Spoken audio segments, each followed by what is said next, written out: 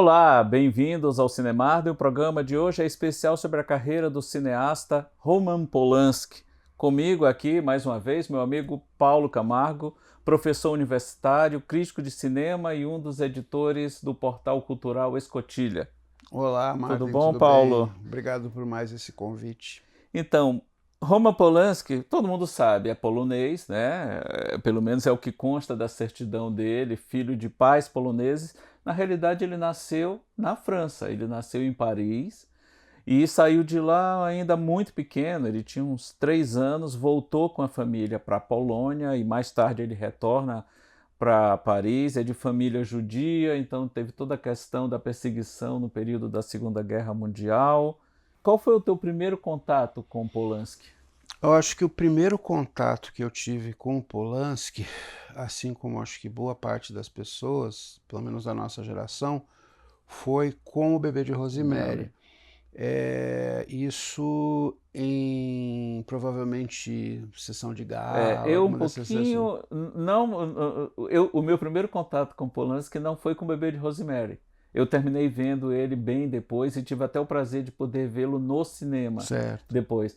Mas o primeiro filme do Polanski que eu vi foi A Dança dos Vampiros, Uhum. na antiga sessão de gala da Rede Isso, Globo. era isso que eu Eu ia dizer. lembro de ter rido bastante, né? Porque Uhum. sempre a gente vê histórias de vampiro assim, com a pegada mais de terror mesmo, Terror. e o Esse é um filme terrir, é um né? terri, é uma comédia. Isso. E eu assisti o Bebê de Rosemary numa dessas sessões da Globo, provavelmente a sessão de gala, proibidíssimo pelos meus pais, mas assim mesmo eu levantei no meio da noite e fui para a Cansei sala de fazer isso e também. assisti ao filme. Eu acho que vi também a Dança dos Vampiros nessa época.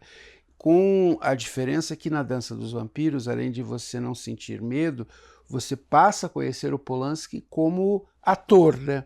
Porque ele protagoniza o filme ao lado Da Sharon da Tate. Sharon Tate, esposa dele na época, né?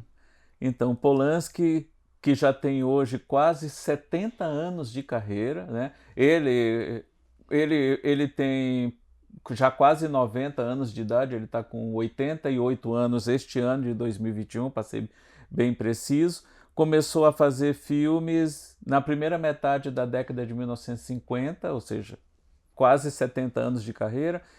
Fez vários curtas ao longo da década de 1950 e o primeiro filme dele, o primeiro longa, e que projetou ele, na época ele fez já na França, ele já estava morando em Paris, que é A Faca na Água, o primeiro longa-metragem dele.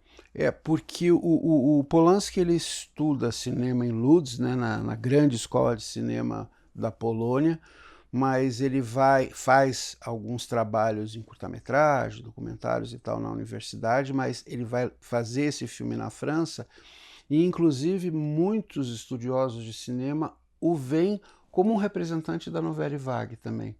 A despeito de não ser francês e não fazer parte daquele grupo em torno do André Bazin e tal, o cinema dele é muito tocado pela estética e pelas rupturas, né, Propostas. propostas pela Nouvelle Vague. E ele vai trabalhar com alguns atores bem icônicos desse período, né? E logo depois ele faz um outro filme que tem à frente do elenco um dos maiores nomes do cinema francês, não só daquela época, mas de todos os tempos, que é Catherine Deneuve. Uhum. Ele já tinha Com trabalhado com a irmã dela, né, Françoise d'Orléac, antes, e vai fazer Repulsa ao Sexo, né? Repulsa ao Sexo, que é de 65, A Faca na Água é de 62, o Repulsa ao Sexo de 1965. E que vai ali consolidar a imagem, a primeira imagem da Catherine Deneuve com uma loira gelada, Nada. né? De Que A Bela marcou, da que Tarde, marcou bastante a carreira dela. Ela ficou muito sim, estigmatizada por isso. por ser lindíssima, uma grande atriz, mas fria, distante, algo diabólica, né? E logo depois ele faz Armadilha do Destino, que é outro filme também que chama muita atenção em festivais e que consolida o nome do Polanski como um autor, né? Era Uhum. um jovem diretor daqueles que você anota o nomezinho na caderneta para ir acompanhando os trabalhos. E o interessante é pensar que o Polanski, até por conta da história de vida dele, os pais dele foram para campo de concentração, ele ele sobreviveu porque se refugiou com uma família não judia no interior da Polônia. A infância do Roman Polanski daria um filme extraordinário, na verdade.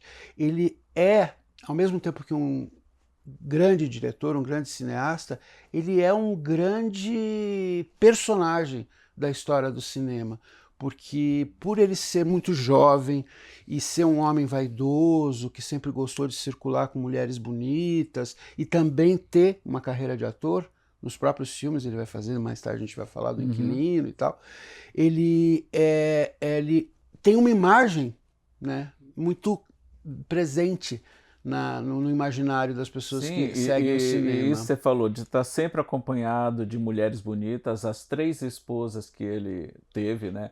A primeira eu não lembro o nome, mas era uma atriz francesa com quem ele ficou casado muito pouco tempo. Casou com ela quando tinha 19 anos. E viveu com ela há cerca de 2, 3 anos, já se separou. A segunda esposa, Sharon Tate, que teve aquela morte trágica, a gente vai conversar um pouco sobre isso depois.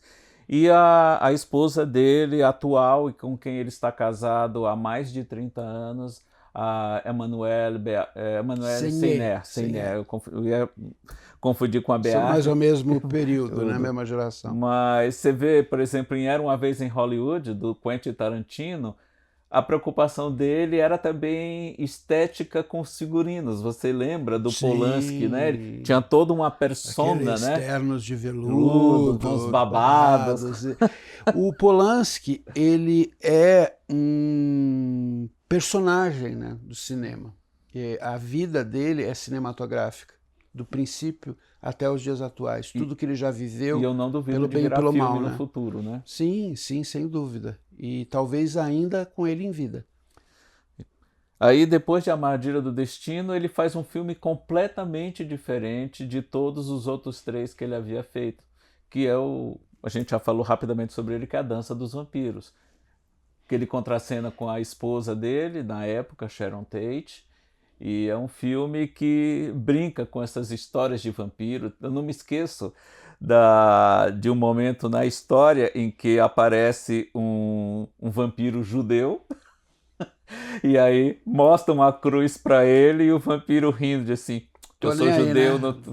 essa cruz não significa nada para mim. E é interessante a gente pensar que nesse período havia um ciclo mesmo de filmes cômicos parodiando filmes de terror. Tem o Jovem Frankenstein do Mel Brooks, um pouco depois, né? mas é contemporâneo. Existe um olhar metalinguístico, assim, de olhar para o cinema de terror e um pouco rir a respeito A própria dele. Hammer, nesse período, fez muitas, apesar de ter se tornado famosa com uma atualização colorida dos clássicos de terror da Universal, né? Eles também começaram a fazer histórias que misturavam humor com terror. Isso. Que aqui a gente vai ter o Ivan Cardoso nos anos 80, que faz isso Terrir, super bem, né? O Terrir, que eu gosto bastante.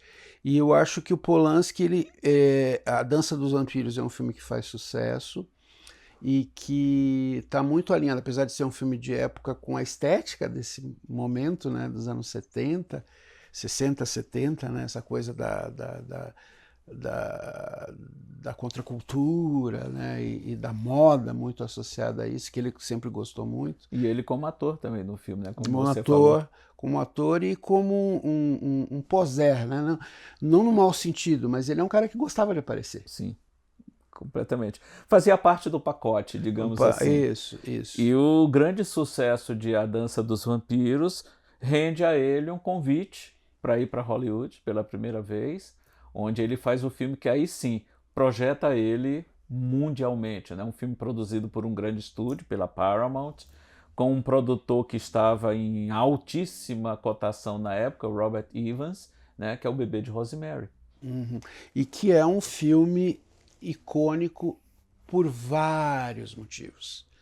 É icônico porque ele, de certa maneira, reinventa o cinema de terror naquele momento.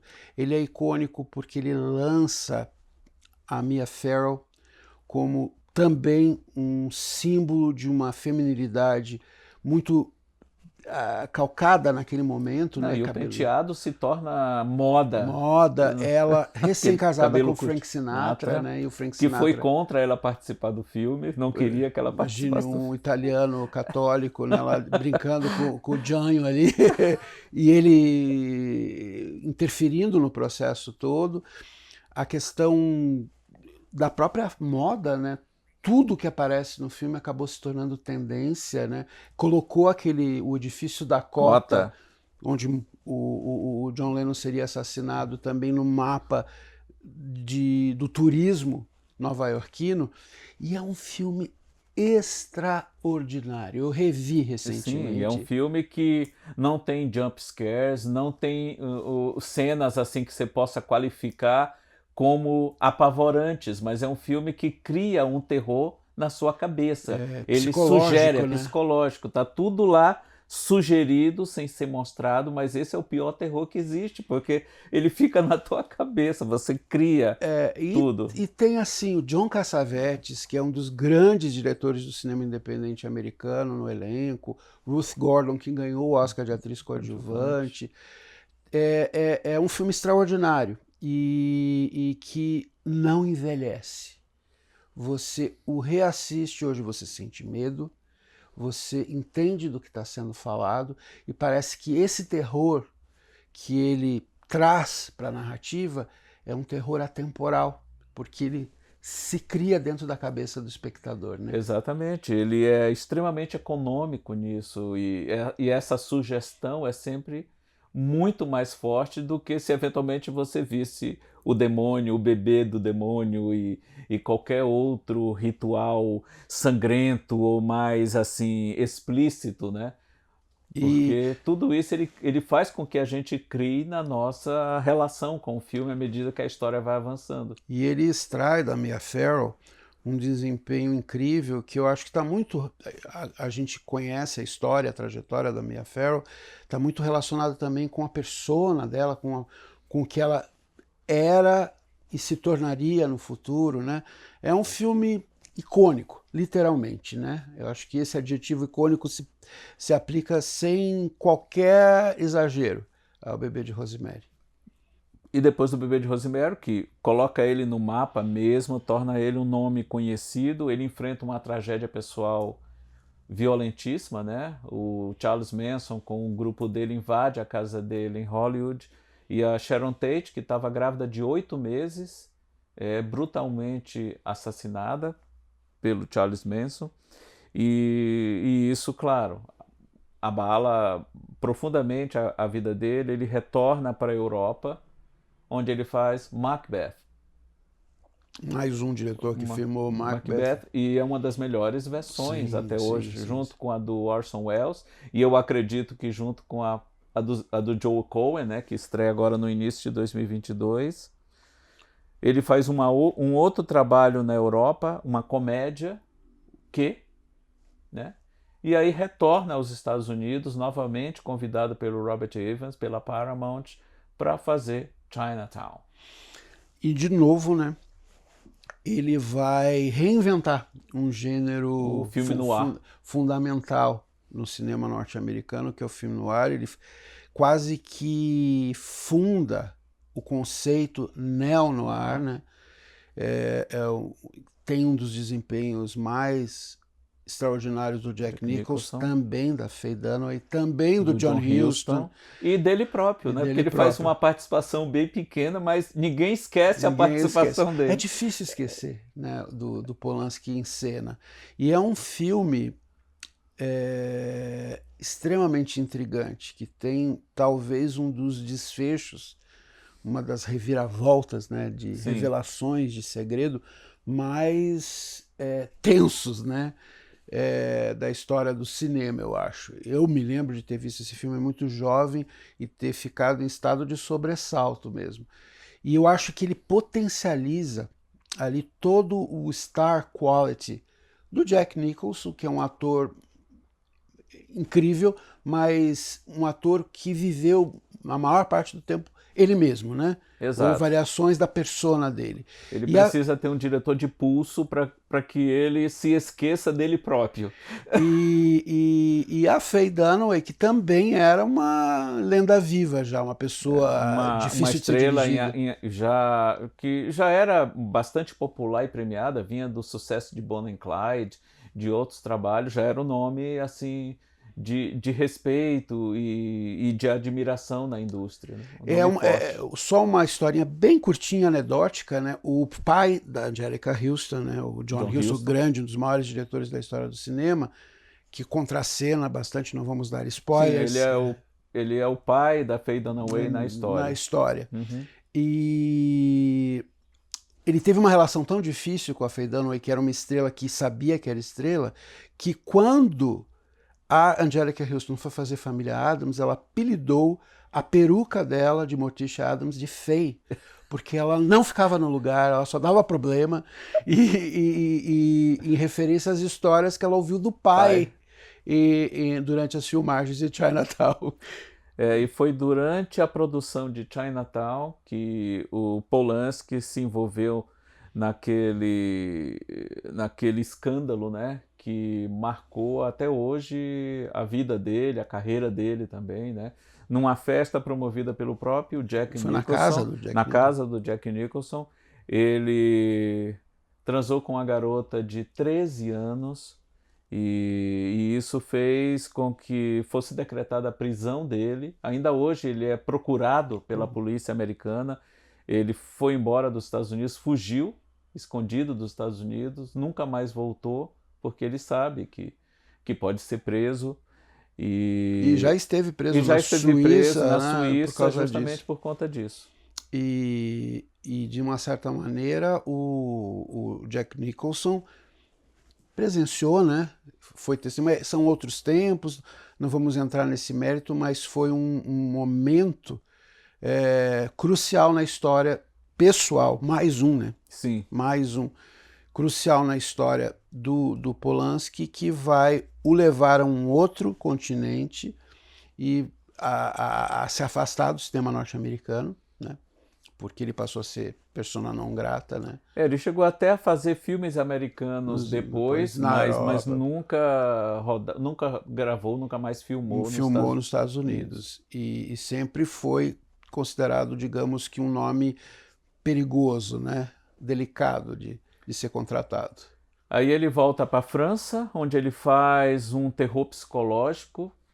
Eu digo assim, na linha do Bebê de Rosemary, mas sem a questão satânica, né? Mas é um filme de terror psicológico muito bem construído, muito forte, que é O Inquilino, que eu gosto onde ele muito. Também trabalha como ator e personagem título, e contracena com a grande Isabelle Adjani, que é uma das grandes atrizes do mundo, né? E é um filme que é muito discutido, pensado e estudado junto com o Repulso ao Sexo. São esses filmes os filmes do apartamento, que eles chamam, né? Sim, a são trilogia filmes do apartamento, né? Que são filmes claustrofóbicos, num espaço físico restrito, e que ele demonstra ser o grande diretor que ele é, né?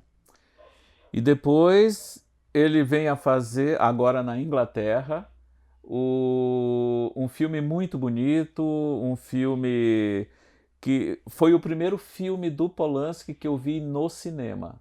Eu acho que foi o meu também. Foi o primeiro que eu vi dele, efetivamente, foi A Dança dos Vampiros, mas Tess, uma lição de vida, né? Onde ele revela ao mundo a bela Natasha Kinski, filha do Klaus Kinski, com quem ele também tem um envolvimento, vive com ela durante... Pô, ele só se envolveu com mulheres bonitas mesmo, né? Ele é um dos responsáveis pela descoberta da Nastasia Kinski, né? Filha do Klaus Kinski. Na época a Natasha devia ter uns 17 anos, se muito, né? Ela era muito jovem.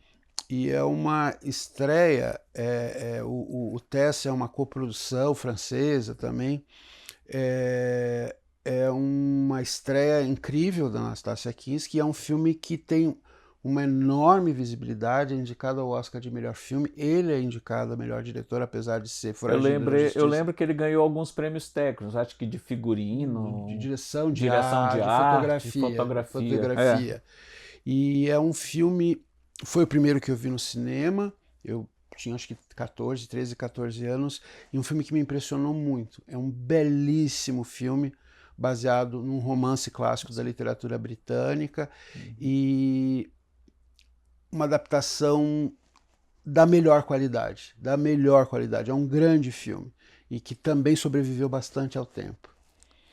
Aí ele, depois de Tess, né, com todo o sucesso que o filme obtém nas bilheterias, ele fica um longo período, o maior período desde o início da carreira dele, sem filmar. O Tess foi lançado em 1979, o filme seguinte dele vem a ser feito 7 anos depois, em 1986, e é um filme que fracassa retumbantemente nas bilheterias. Ainda hoje é um filme que divide muita opinião, tem gente que ama de paixão, tem gente que detesta, que é Piratas, com Walter Matthau, né? É uma superprodução, e é muitas vezes citado como um dos grandes fracassos ali, junto com o Portal do Paraíso, Sahara, do Warren Beatty, e outros filmes que são filmes grandes do ponto de vista orçamentário e que chamaram muito a atenção da imprensa e que tiveram um resultado comercial pífio, né? Eu confesso que eu não gostei na época que eu vi. Eu acho que tem qualidades, mas não é um filme que me apetece muito, não. É um filme que eu me lembro de ter visto em VHS na época e eu tive, assim, sentimentos misturados, né? É um filme ruim de um bom diretor, né? Tem algumas sequências engraçadas, mas até porque na época eu vi um outro filme de pirata que eu me diverti muito mais, que é o Eric com a turma do Monty Python. E também o Bandidos do Tempo, do Terry Gilliam, que produzido por George Harrison, que tem uma pegada assim dentro dessa mesma temática de piratas e tudo, mas que são bem melhores do que o Piratas do Polanski. É um filme mal sucedido, digamos. Tem qualidades porque o Polanski sempre é interessante, mas não é um filme que mereça figurar entre os mais importantes da filmografia dele.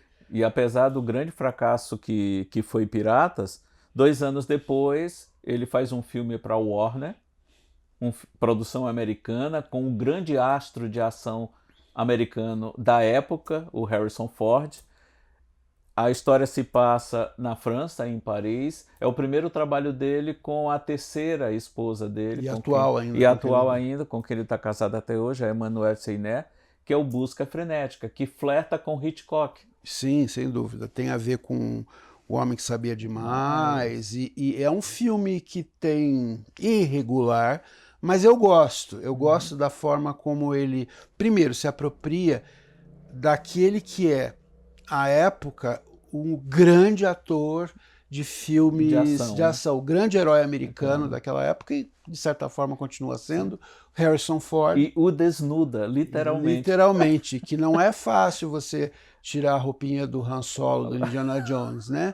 E ele faz um filme instigante. Eu me lembro que tem uma brincadeira ali com a Estátua da Liberdade, que eu acho que é um recado que ele dá para Hollywood e para os Estados Unidos, para a justiça americana. Eu estou sempre convencido de que tinha ali um easter egg ali. Em se tratando de Polanski, do histórico dele, seguramente tem alguma coisa aí, alguma mensagem oculta ali. E é legal no filme essa coisa da sensualidade, né? E, de novo, apesar do Harrison Ford ser um galã, justamente ele nunca esteve numa situação de tanta tensão, né, sexual quanto nesse filme. Talvez na Testemunha, com a Kelly McGillis e tal, mas é mais romântico, não é? Bem romântico, é quase platônico. Aqui... E nesse momento ele realmente traz o Harrison Ford para o cinema europeu, apesar de ser uma produção norte-americana. Aí ele dá mais uma pausa. O Busca Frenética teve um rendimento nas bilheterias mediano, não foi um fracasso, mas também não foi um grande sucesso. Claro, teve a favor dele, junto ao público, o apelo de ter Harrison Ford à frente do elenco, num ano em que o Harrison Ford já era, como a gente falou agora aqui, o grande astro de ação. Já tinha feito Star Wars, já tinha feito Indiana Jones, já tinha feito 2 filmes do Indiana Jones, já tinha feito Blade Runner, já tinha feito outros Testemunha, trabalhos, né? A Testemunha e tudo, já era um nome consolidado. Ele para 4 anos também, mais uma vez, um período relativamente longo sem filmar, e volta com Lua de Fel, em 1992, tendo Peter Coyote e novamente a esposa dele, a Emmanuelle Seiner, no papel. Tem a Kristen Scott Hugh Thomas e o Grant, Hugh Grant. bem jovem, Uhum, né? uhum. E é um filme instigante. Ele também não é um Que, grande que, filme, que mas pega aquela vibe da época, tipo 9 Semanas e Meia de Amor, hum, Orquídea Selvagem, é, esses porno chique que surgiram naquela virada dos anos 80 para para os quem anos não 90. sabe e não viu esse filme, que é um filme que não está muito em circulação, um filme que fala sobre troca de casais e Casais. tal. No Brasil, o brasileiro gosta desses temas mais quentes. Fez um Fez muito relativo sucesso. sucesso, ficou bastante tempo em Eu me lembro, cartaz. ele ficou bastante tempo em cartaz. E, de novo, é aquela história. Quando você tem um grande diretor na boleia, sempre há muita coisa interessante para você prestar atenção e observar. Então é um filme que não é completamente bem sucedido, mas é um filme que é bom de assistir.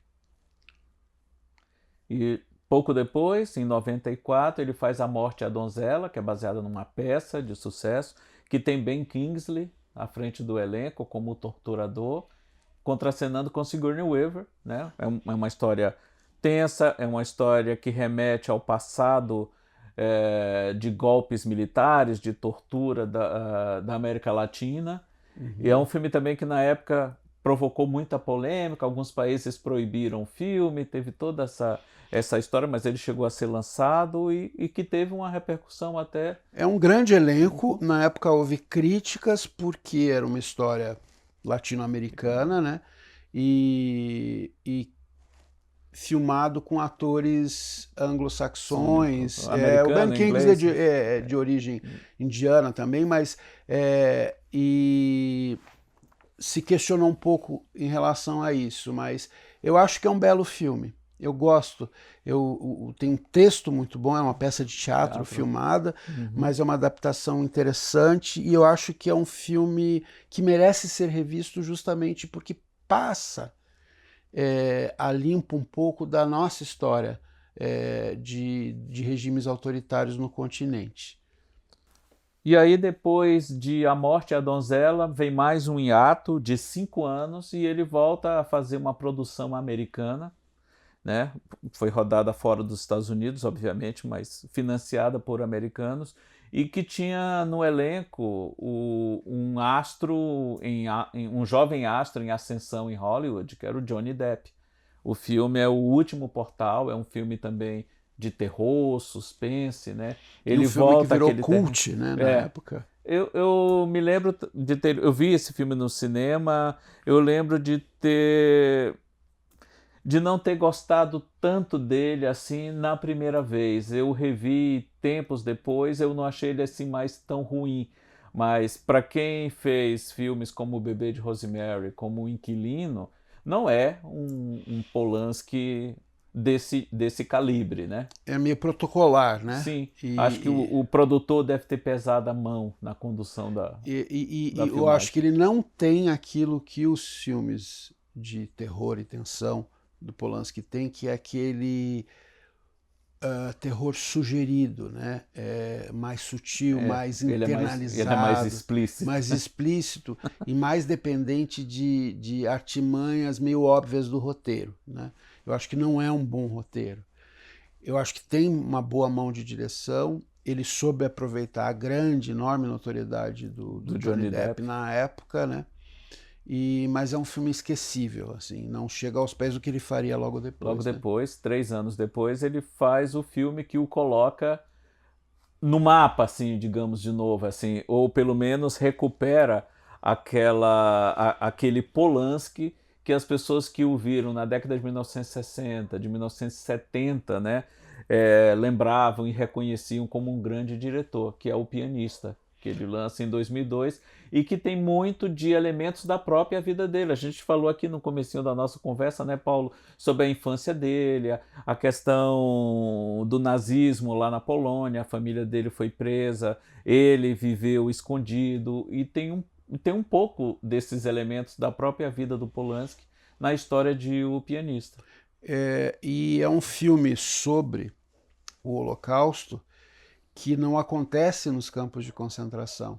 É um filme huis-clos, né? Ele se passa em grande parte dentro de um prédio de apartamentos onde novamente os espaços fechados, com esse personagem que deu o Oscar de melhor ator ao Adrien Brody, que na época foi o ator mais jovem a receber a estatueta até então, um ator que já vinha fazendo filmes interessantes, mas não era absolutamente um grande astro, e deu o Oscar de direção. Meio que inesperado, né? Pro Polanski. E já tinha vencido a Palma de Ouro no Festival de Cannes. Eu lembro Cannes. até que o Harrison Ford é que recebeu o Oscar por ele. Isso. E é um filme, sei que eu vou me repetir, porque de fato o Polanski tem grandes filmes na filmografia dele. É um dos grandes filmes feitos sobre o Holocausto, em que você sente tudo que estava acontecendo fora daquele apartamento, sem que você veja cenas Ou seja, o poder da sugestão. Da sugestão, que eu acho que é uma das marcas registradas dele. E é um filme não maniqueísta. Existe uma relação entre o personagem principal, que é o pianista clássico, lá vivido pelo Adrien Brody, e um oficial nazista que gosta de música. Que gosta de música, que é o Thomas Kretschmann, né, que foi meio que revelado por ele na época, que é de uma humanidade, né? É um filme belíssimo, muito, muito, muito bom. E aí depois, por conta do grande sucesso de O Pianista, ele faz 3 anos depois outra superprodução, que a exemplo do que, pelo menos a sensação que eu tive foi essa, é como se fosse o novo Piratas dele, uma superprodução, mas que né? Ela não tem liga, não me pegou, que é a versão dele de Oliver Twist. Não sei se é porque a lembrança forte que eu tenho de Oliver Twist é aquela versão clássica do David Lean, que eu vi menino no cinema. Eu tive o prazer de ver esse filme quando eu era criança no cinema, e numa reprise e tudo, e eu simplesmente adorei a versão original. Vi aquela versão musical Oliver, do Carol Reed, que ganhou o Oscar. Que ganhou o Oscar, filme. que é legal, é bem divertida. Tem o Alec Guinness no papel do vilão, uma presença muito forte. E esse Oliver Twist do Polanski não me pegou. Eu talvez seja até um adjetivo muito forte, mas eu acho que é um filme desnecessário, sabe? É uma história que foi filmada tantas vezes, foi animação também, foi musical. Se você não vai acrescentar nada de extraordinário... Melhor não fazer. É como a refilmagem de Psicose, do Gus Van Sant. Ou deixa que a BBC, que faz grandes minisséries a partir de clássicos da literatura britânica, né? É um filme que a única, digamos, o único ponto que eu acho interessante de ser discutido é a ligação entre o personagem e a infância do Polanski, quando ele se separa dos pais e são enviados ao campo de concentração, e ele fica órfão como Oliver. E eu acho que esse é o ponto em que ele se viu refletido. Assim como ele tinha feito história. No Pianista, ele insere alguns elementos da própria vida dele. E aí o fracasso de Oliver Twist provoca mais uma parada na carreira dele. Ele fica 5 anos sem filmar, e quando volta em 2010 com O Escritor Fantasma, você vê de novo aquele Polanski, né? É uma história, uma produção inglesa, tem Will McGregor à frente do elenco, uma história bem interessante. Pierce Brosnan também, que é um dos melhores trabalhos. Recém-saído do James Bond. E ele consegue dar uma repaginada, porque é difícil você deixar de ser James Bond, né? E é um filme metalinguístico, né? Porque fala sobre cinema, mas fala sobre literatura, fala sobre essa questão de quem é o autor, né? Na verdade, é um filme intenso, mas muito intimista, né? que é a marca registrada. Quando ele é melhor, ele é assim, né? E no ano seguinte ele faz um outro filme que mais uma vez é adaptado de uma peça teatral e com apenas 4 atores em cena. E que atores, né? E que, sim, o Kate Winslet, o John C. Reilly, a Jodie Foster e o Christoph Waltz, que é o Deus da Carnificina, né? Que era uma peça de teatro super premiada e difícil, né? Porque é uma peça que se passa basicamente dentro de apartamentos. Ele tem uma cena externa só, bem no comecinho, que é o que motiva... Que é o gatilho, dessa reunião dos dois casais de pais, né? Que os filhos brigaram. E que, na verdade, a briga entre os dois meninos, que era um conflito entre pré-adolescentes, digamos, acaba desencadeando uma guerra campal que envolve valores, diferenças de classe, relações interpessoais mal resolvidas, tudo. Conjugalidade, casamento, enfim. É um filme Polanski, né? E com desempenhos grandiosos ali. A Jodie Foster está incrível nesse filme e é um filme que eu gosto de rever. É um filme de diálogos e de climas, né? Aí ele vem com 2 filmes menores e que não foram tão bem recebidos. Em 2013, A Pele de Vênus, e em 2017, o Baseado em Fatos Reais. E um desses ele estava até já preso, teve toda uma complicação para a finalização. Isso. Mas são filmes que não chamaram tanta atenção assim, passaram meio que batido do grande público. A Pele de Vênus, que é com o Mathieu Amalric, né, que é um ator que eu gosto bastante e tal, eu acho interessante. Mas são filmes de transição, como você disse, coincidiram com esse momento em que ele foi participar de um festival de cinema na Suíça como homenageado e acabou sendo preso, com a possibilidade de ser deportado para os Estados Unidos. E ele já é um homem de mais de 70 anos, né? Sim, se ele está hoje com 88, nessa época, 2013, ele estava com 80 anos. Já 80. No final já entrando nos 80 anos. Ele nasceu em 1933, 2013 estava exatamente com 80 anos. Entrando nos 80 anos. E é um período em que o mundo inteiro, de novo, volta a prestar atenção. Toda aquela história lá da época de Chinatown e tudo ganha de novo as manchetes, coincide com alguns escândalos nos Estados Unidos que resultaram no Me Too pouco depois. Isso. Vem tudo no pacote. Vem tudo à tona e essa situação lá, perdida nos anos 70, vai voltar a assombrá-lo até em um filme incrível que ele vai realizar recentemente. Que é O Oficial e o Espião, que é o último trabalho que ele dirigiu, filme de 2019, que pega um momento bem traumático da história jurídica da França, né? Uma história que já havia sido contada em outros filmes também. Inclusive vencedor do Oscar e tudo, mas o Polanski consegue jogar uma luz nova nessa história. E mais uma vez, revela-se um grande diretor. E é um filme que trabalha com um episódio fundamental na história da França, que é o caso Dreyfus, né? E trabalha com a questão do antissemitismo, né? Também. Porque o personagem que é perseguido pela justiça, acusado de traição, é um oficial francês de origem judaica, e ele consegue tirar. Quem faz é o Louis Garrel, né? Louis Garrel. E o outro, no caso, o oficial, é o Jean Dujardin, que havia ganho o Oscar de melhor ator pelo Artista. Eu, particularmente, acho que sem merecer, mas aqui... Ele consegue dizer, ele é um bom ator. Ele é um bom ator, exatamente. Porque eu sempre vi o Jean Dujardin como um ator carismático que teve a sorte de receber um papel que... alinhamento de astros, né? Que o que aconteceu com o Artista. E nesse filme, ele faz o protagonista, o protagonista não é o Dreyfus, é o oficial que o defende, digamos, e ele surpreende.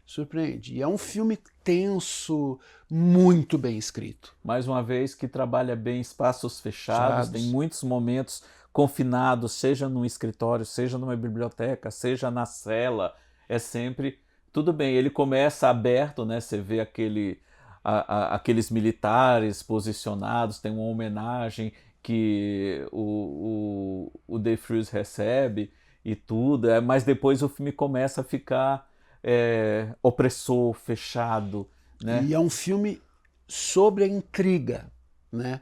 Não é somente sobre o caso, mas sobre a intriga. Ele eviscera esse caso. E foi um grande sucesso na França e deu a ele um prêmio importantíssimo que é o César. O César.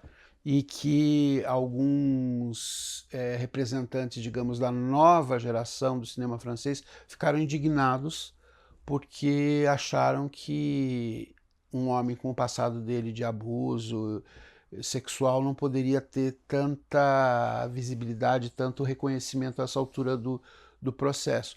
Tenho minhas dúvidas se isso é um critério retroativo, né? Porque é uma coisa que ele está sendo rejulgado de novo por algo cometido nos anos 70. E sem querer entrar nessa questão, até porque isso é realmente muito marcante na vida dele, né? Mas eu lembro de ter lido uma entrevista da moça, que na época tinha 13 anos, onde ela própria defendeu o Polanski. Ela disse que ela é que a mãe, né, estava envolvida no processo. Tem tudo. Não vamos entrar nessa questão. É um erro, um de crime. De qualquer maneira, ele não deveria ter feito. Eu não sei. Ele cometeu um crime. Ele cometeu um crime, sim, não dá para negar isso. Não sei se ele já estava embriagado, drogado, mas isso para mim não é uma atenuante de qualquer maneira.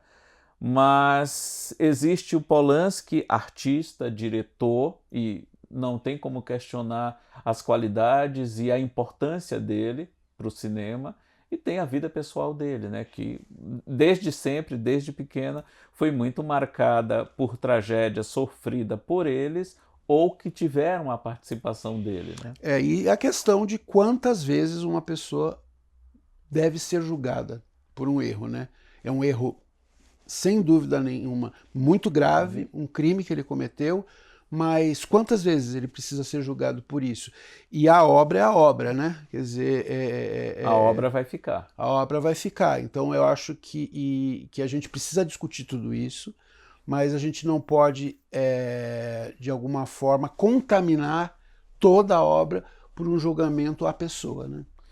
E é um artista com 70 anos de carreira, um artista que, como a gente até conversou aqui no começo, e você pontuou muito bem isso, a vida dele daria um grande filme, mesmo que você se concentre nos primeiros 40 anos da vida dele, você já tem uma grande história aí para contar.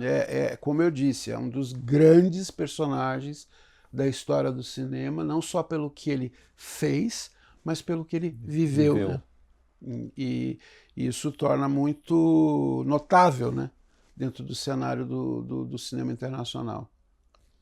E não tem mais o que a gente possa falar, né? Eu acho será que ele fará um outro filme? A última informação que eu tive é que ele está já envolvido num próximo trabalho. Pré-produção? Ele está em pré-produção. Aí teve a pandemia, eu não sei até que ponto isso prejudicou a pré-produção desse filme, mas se você pesquisa no IMDb ou alguns outros sites que acompanham carreira de atores, atrizes e diretores, ele está envolvido no novo projeto, que agora está com previsão de lançamento em 2022. Vamos aguardar, mas sendo Polanski, nada surpreende. Nada surpreende. Obrigado, Paulo. Obrigado, Martin, mais uma vez. Até o próximo Cinemarden.